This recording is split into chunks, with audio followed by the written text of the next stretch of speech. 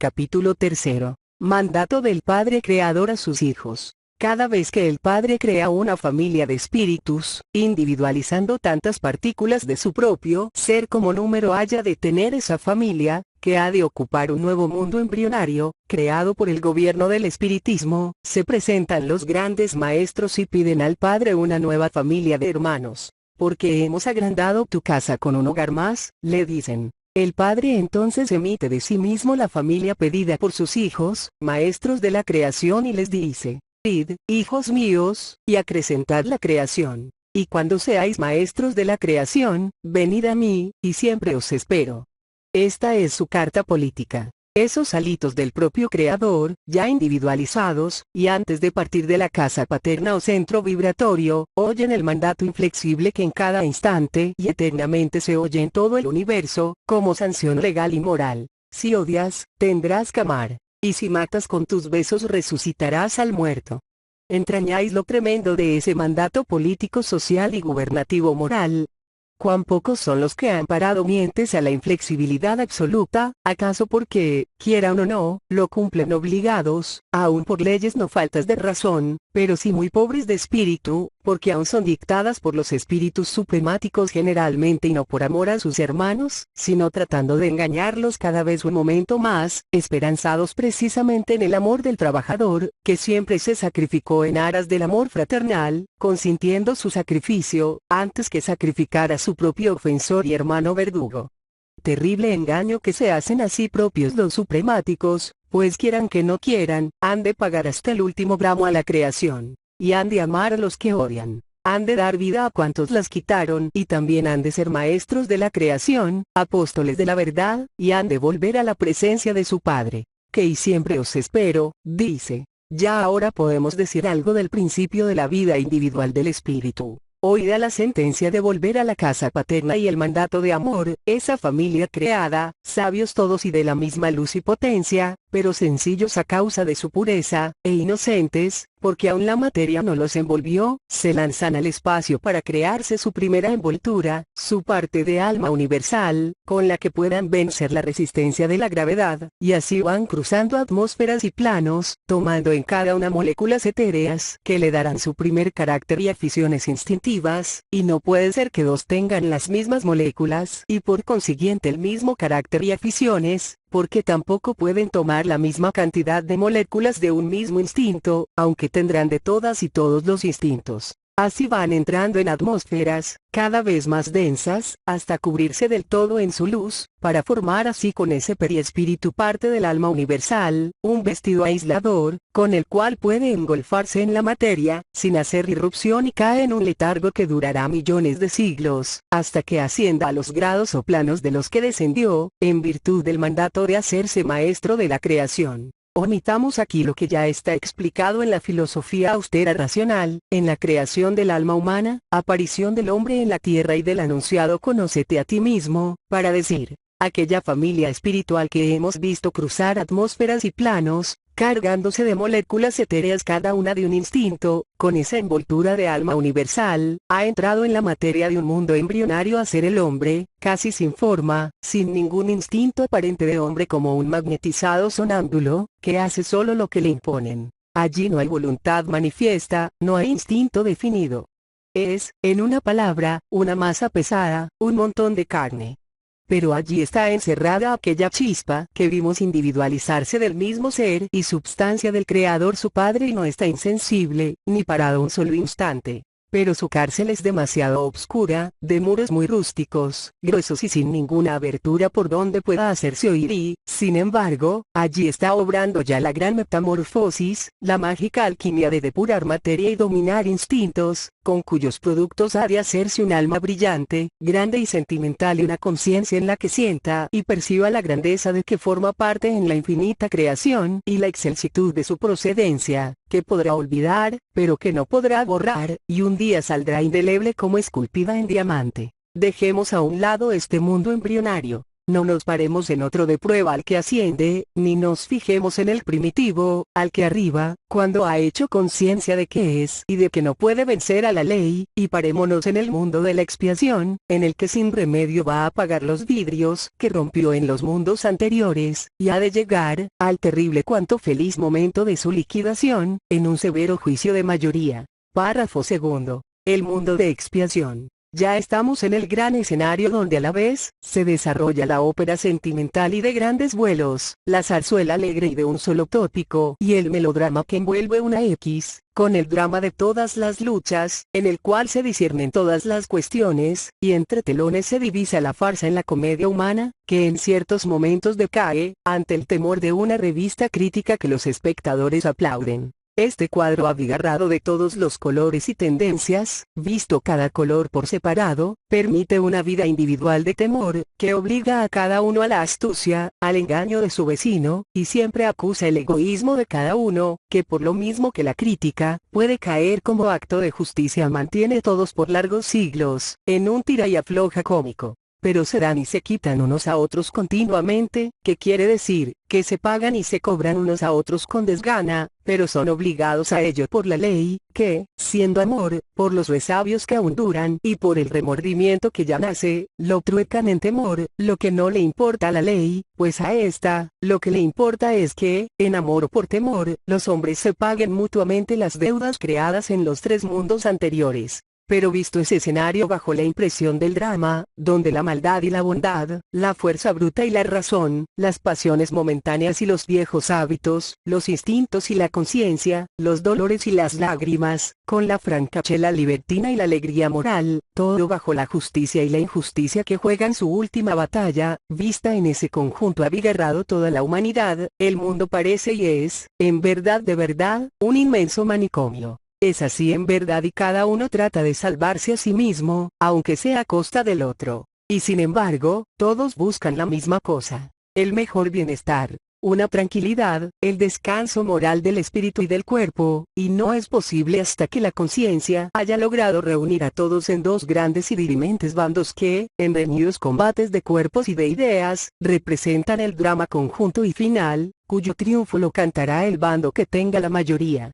Pues bien, 44.749.943 siglos han estado los hombres de la tierra representando la comedia de la farsa, con la ley del temor, y preparaban a su pesar y al parecer inconscientes, el momento del drama que había de dirimir para siempre toda diferencia y cancelar por la justicia, todos los balances de cada individuo, llevándolos todos a una sola cuenta, de debe y haber. Efectivamente. Hace 57 siglos que llegó ese contador, autorizado y revestido del poder total, y procedió a la investigación y examen de todos los 2 billones de espíritus de esta familia terrena, abriendo el libro del debe y haber a la creación, dando un plazo eficiente para el saldo de cada uno, mandando desde aquel momento y siempre, emisarios que recordaran la obligación, cuyos emisarios conocéis en Noé, Abraham, Jacob, Moisés, los profetas Juan y Jesús, con miles de otros más, como grandes magos, alquimistas, geómetras, filósofos, legisladores, pensadores y revolucionarios por ideales, que dieron margen a todas las ciencias, en cuanto la conciencia lo permitió. El investigador y legislador Shet dejó la pauta que se había de seguir, en las 100.000 locas escritas en lengua sánscrita. Y de aquella pauta no se ha salido ningún misionero, llegando con tiempo matemático al día fijado de la cancelación, que fue el 5 de abril de 1912, de la apócrifa era cristiana, en cuyos 19 siglos se representó el drama cruento de los dos grandes bandos formados de deudores y acreedores, dando una pequeña tregua que está al punto de expirar, para que reconozcan su debe los malversores y se acojan a la ley común, donde saldarán su cuenta. Y de no la justicia procederá al destierro de esos morosos, pues así lo reclaman los que nada deben y los que no han pagado por haber estado aberrados, por haber sido engañados o por cualquier causa, pero que han reconocido su deuda y no quieren ser más estorbados, lo cual es justo. No olvidemos que la tierra recibió en las fechas que vino la familia adámica, una emigración desterrada de un mundo hermano. Espíritus sabios en todos los progresos, pero supremáticos, en número de 3.500 millones a los que se les debe todos los progresos materiales que tenemos. y que la Tierra, si los tenía en germen, necesitaba para mostrarlos, los seres que ya lo hubieran aprendido, y la ley de justicia designó ese deber a los corrigendos que sacaba de una sociedad regenerada. Misión que igualmente han de cumplir en el mundo a donde serán desterrados los que de la tierra saca la justicia, por las mismas causas que aquellos que recibiera, teniendo que andar los caminos, nuevamente. No todos aquellos corrigendos se han corregido. La mayoría sí, pero queda una minoría de los más supremáticos y aberrados, que son los que han promovido, fomentado y sostenido esta última conflagración, que continúa y aún buscan modo de continuarla, o de apagarla con la trampa y la hipocresía. Pero el pueblo trabajador, que es mayoría regenerada, ya no los deja, sino que les impone en todas formas su voluntad. Y si se resisten, los echan de sus puestos y derriban sus tronos y pedestales, porque así se les impone ya el espiritismo, que entra al gobierno del séptimo día, conforme estaba legislado en Shet y repetido por Moisés. El séptimo día descansó. El mandato recibido por los espíritus, de su Padre, al lanzarlos a continuar la creación, está cumplido por la inmensa mayoría representada en los trabajadores todos, desde el hombre de ciencia hasta el campesino, y son ya maestros de la creación. Han empezado a amar como odiaron y han resucitado los muertos que hicieron, dándoles nuevas vidas por la reencarnación, y ya no pueden ser estorbados en su obra, pago y regeneración, y esto viene la justicia en su favor, arrancando a los parásitos y trasplantándolos a otro vivero, donde se harán plantas productivas por el trabajo que aquí odiaron con perjuicio de los progresados, y nada habrá que contenga a la ley más que el acatamiento. La prueba científica o matemática, de que la mayoría cumplió el mandato de su Padre, de hacerse maestros de la creación, está en los progresos de toda índole, que han transformado el agreste bosque de este mundo, en amenos jardines y utilizado las fuerzas y productos de la naturaleza. Y en que las masas del pueblo se sindican, se federan y se fraternizan, bullendo en todos un régimen de justicia e igualdad que se llama comunismo, que nadie evitará, porque es el descanso del séptimo día, en que la humanidad ha entrado. Para llegar a este apoteosis del drama, que ha durado 57 siglos, pero que ha estado en escena constante los últimos 18, bajo el reinado del peligro Cristo, la historia está toda llena de páginas rojas por la sangre derramada y orladas de luto por el dolor y el sufrimiento. Un cálculo, no matemático pero sí promedio y por lo tanto admisible, de los hombres caídos en las guerras de persecución y en las intestinas de naciones contra naciones y las ocasionadas por la supremacía religiosa, con más las producidas por el odio sembrado con la inmoralidad, nos pueden dar una idea terrible del cuadro vergonzoso que hemos compuesto, por causa de la expiación. No es que la expiación imponga la guerra, ni el derramamiento de sangre, sino que lo impone la necesidad defensiva instintiva. Y como el parasitismo religioso se ha visto amenazado de destierro desde que se escribió el sánscrito, como correctivo a los desterrados y prevención a los primitivos, los supremáticos desterrados, aprovechando la fuerza bruta inconsciente de los primitivos, han sostenido a toda costa sus religiones y tendencias de venganza contra aquellos misioneros, que bien los conocían sus espíritus por haber sido sus jueces, en el mundo donde sufrieron un juicio y del que, en justicia, fueron expulsados por malversores y supremáticos. Los misioneros y los regenerados primitivos, con los corregidos de los desterrados, formaban una minoría, cuando la familia adámica tomó por Shet, la corona del emperador y el cetro del pontífice. Pero aunque minoría, puede la ley consentir y consiente esta excepción para que el investigador pueda hacer la primera reforma básica y escribir la ley, pauta de las leyes que conforme a cada tiempo se habrían de escribir. Y como ensayo, para que, por los resultados, el investigador pudiera calcular el tiempo necesario para obtener la mayoría de regenerados y poder arribar al juicio definitivo.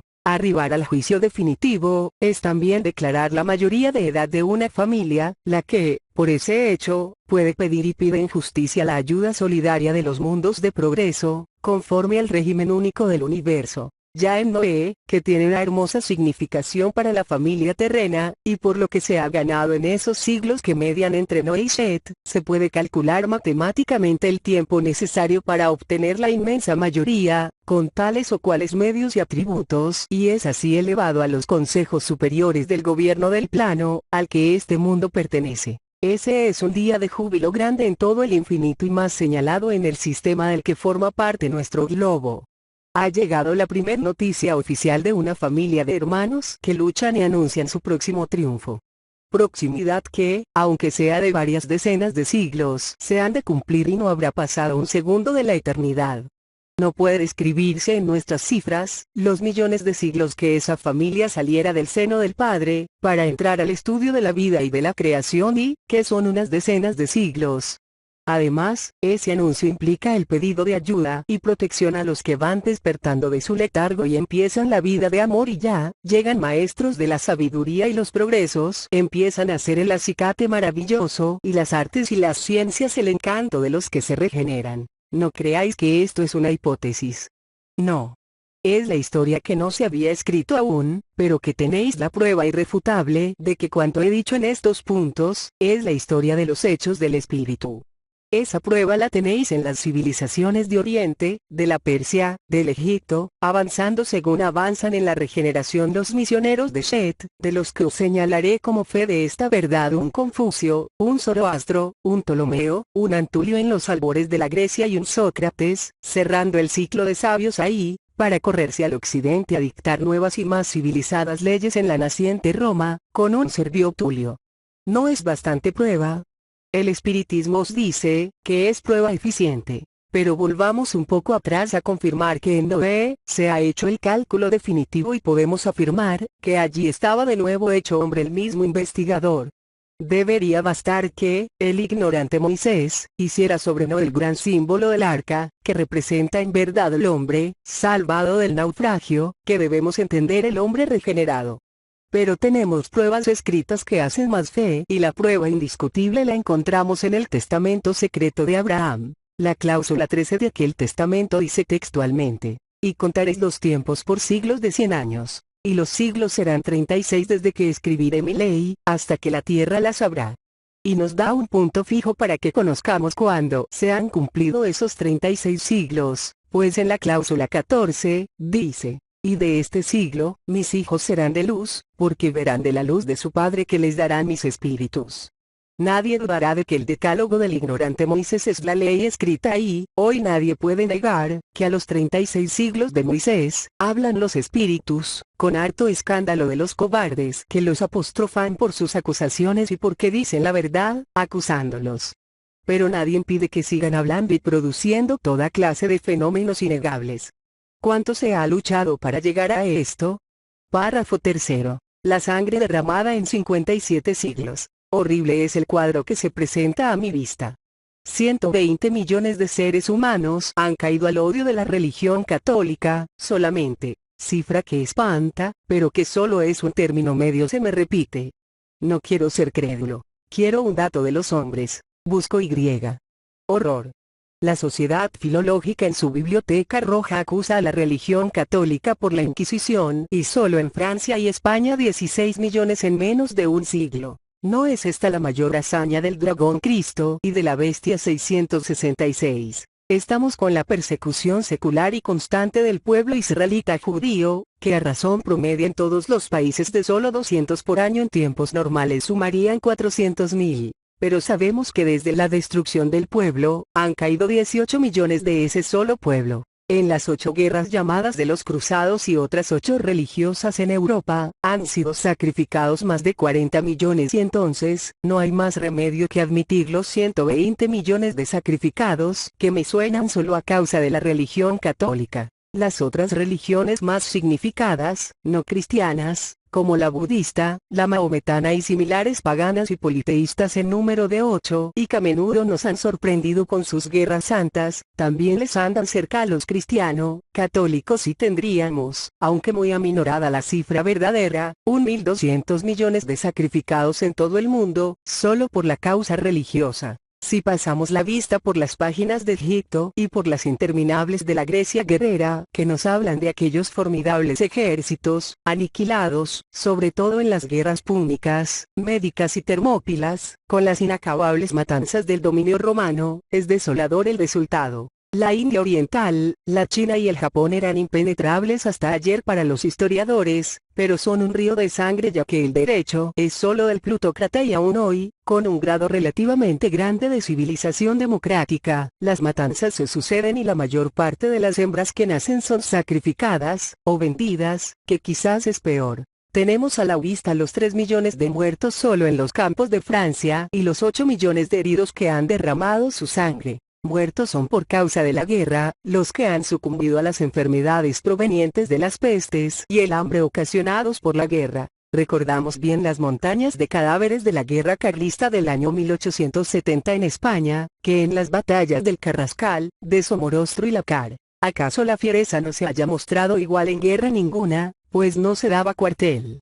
Pero antes hubo otra guerra civil y en lucha de ideales entre retrógrados y liberales que, si en las dos triunfan los liberales que representan el progreso, demuestra suficientemente, las luchas que los misioneros de Shet debieron afrontar para dominar a la supremacía. 7 siglos de guerra hubieron de sostener los españoles contra el invasor moro y se podría decir que aún dura en estos momentos, pues con el moro lucha España, mientras estoy recordando estos tristes hechos. Y hoy mismo se lucha en guerra abierta, en Irlanda, en Rusia, en los Balcanes, en Polonia, en Turquía, en Grecia, en Italia, en la India, en la China y en América. Es famoso el año 1870, que la guerra franco-prusiana obliga a los parisienses a comer pan hecho con cenizas de huesos humanos y las ratas de las alcantarillas. Y en ese mismo año, Garibaldi entra en Roma y abate al causante de todas esas guerras, el pontífice católico que acababa de declararse infalible Dios supremo, pero de su orgullo, es deshecho por el misionero Garibaldi.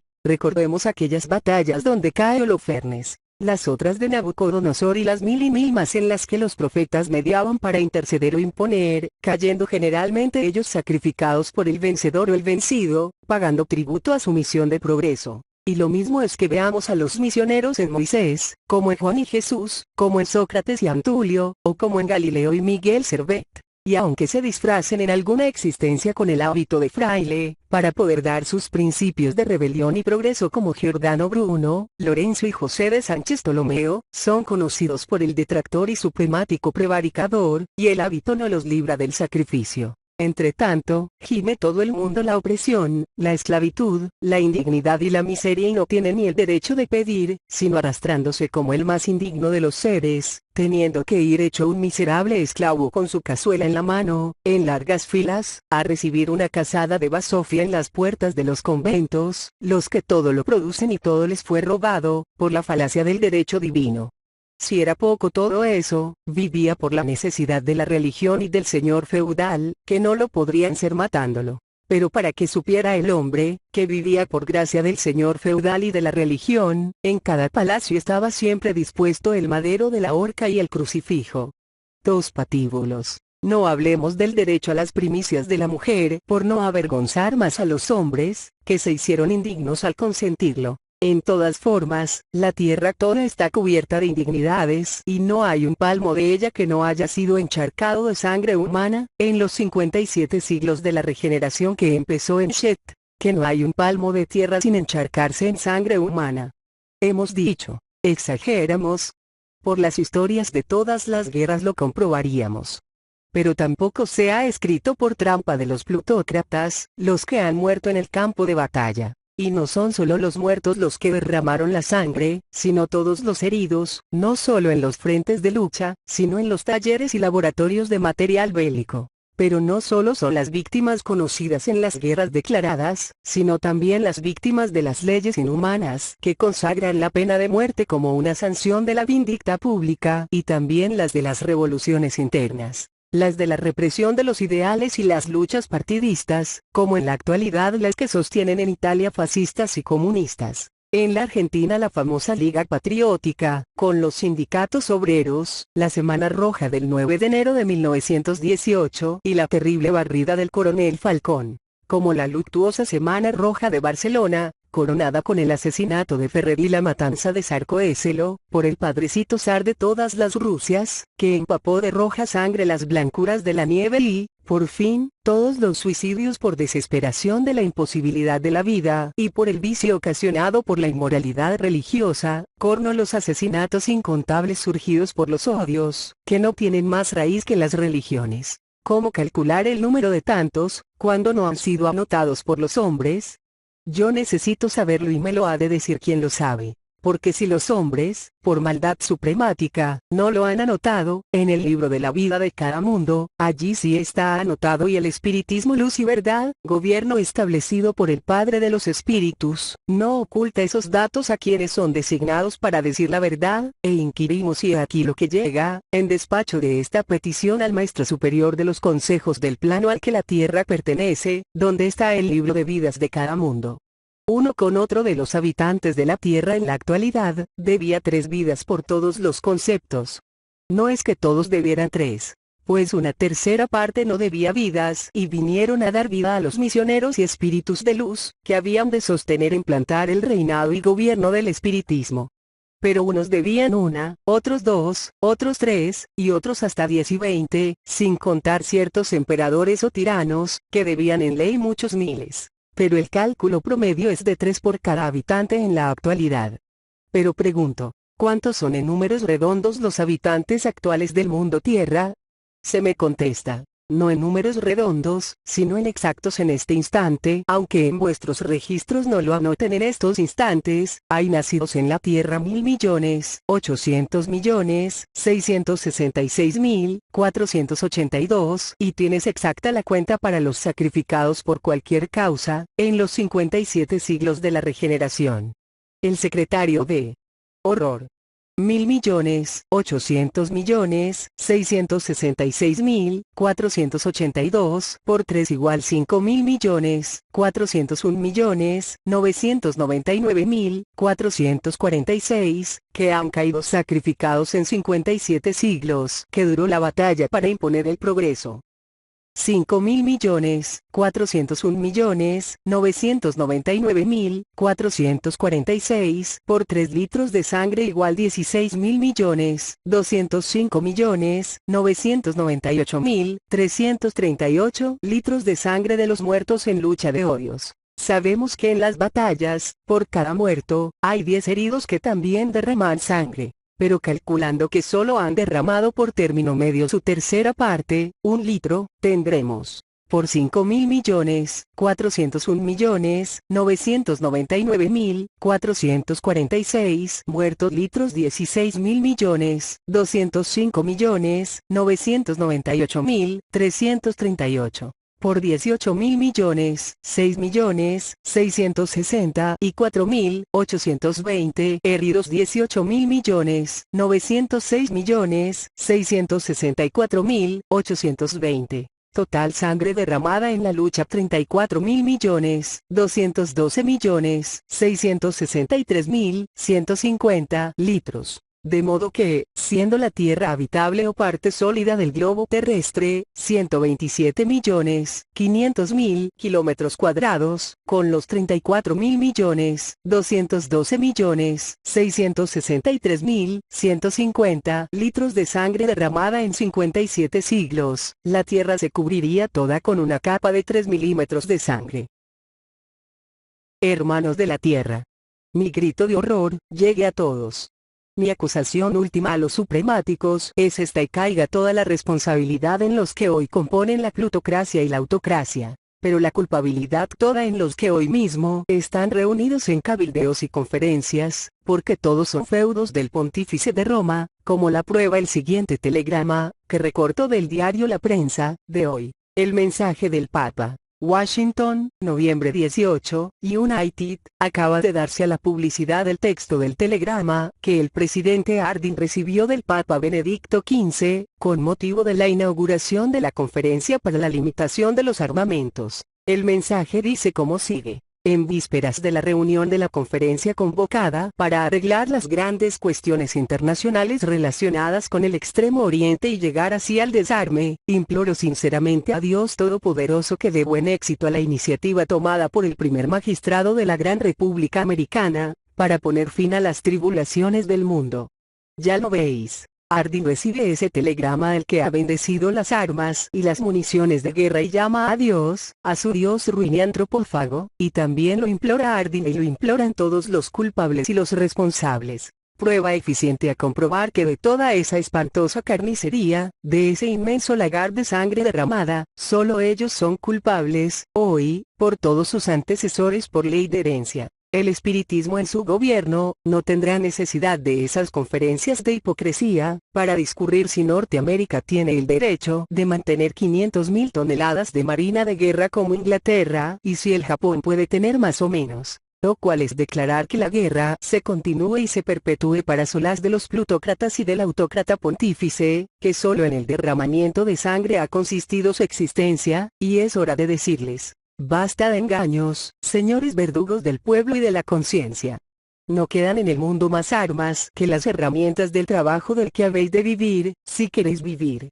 Hasta hoy gobernó la materia con sus dioses de vergüenza y falaces. Hoy gobierna el espíritu, con su Padre el Creador, y solo el amor es la ley. Ceded al mandato imperativo del espiritismo de fraternizaros y entrad en la ley común, o seréis desterrados en vuestros espíritus y aplastados en vuestros cuerpos, por la ira popular que os ha descubierto, y aún más aplastados por la acción de la naturaleza, que protesta de la sangre que encharcó el humus de la tierra, cuyos vapores ennegrecieron la atmósfera como crespón de olor, el que agobió a todos los trabajadores, que hoy hacen autorizados su acto de justicia. Pero, baja tu puño, hermano trabajador. Mira que el golpe hiere y hace sangre, y tú no debes mancharte con el crimen, ni cargarte con la deuda de una vida que no merecen tus verdugos, porque tampoco les había de ser provechosa, como no les fue la presente que la justicia les obligó a tomar, para que ante la prosecución de sus crímenes seculares, pudieran recibir la acusación del juicio del espiritismo. No os carguéis con esa deuda. No manchéis más la tierra con sangre, aunque sea de tus verdugos. Pero mete el hombro, empuja irresistible y derrumba el trono del dios antropófago, y sus escombros aplastarán a toda la plutocracia. Abajo para siempre y en verdad las armas. Muera la guerra por la misma guerra, entre los extertores de sus sostenedores. Y viva la paz imperturbable, por el amor, ley del espiritismo. Tú, hermano trabajador, que estás transido de tanto sufrir y trabajar. Sé que tienes un depósito muy grande de ira, que no puede ser odio, porque tú no puedes, no sabes odiar. Y aún te pide el mandato del Padre, que no descargues esa ira que te obligó tu tirano y tu verdugo a almacenar, para que cometas desmanes y caigas bajo la penalidad de una ley reflejada del odio de tus enemigos, para castigarte y vilipendiarte nuevamente, como lo viste que así le pasó a Jesús, como has visto ayer que le pasó a Ferrer, como has visto los atropellos que hemos anotado. Y ahora, no, debes querer ya, hermano trabajador, que te asesinen, y para eso, baja tu puño, rompe todas las armas fratricidas y mete del hombro avasallador todos los trabajadores del mundo, como uno solo, sin discrepancias, con un solo querer y, empuja y haz rodar el castillo del plutócrata. Niégale elementos de vida a la religión. No le des valor en discutirla, porque ya está juzgada. Ciérrale tu hogar. Arráncala si fue sembrada en tus hijos y prohíbe por una vez a tu esposa, a tu hermana, a tu propia madre engañada, y esa, hermano mío, es el arma que usarás, y muerta la religión, enterrada para siempre, será tu paz y la de todos, y más las armas y la guerra, el luto ni el dolor, no entrarán en tu casa, porque habrán desaparecido para siempre sus causas y se asentará el gobierno del amor, en el hermoso y fraternal régimen de la comuna de amor y ley que es la única, ley del espiritismo.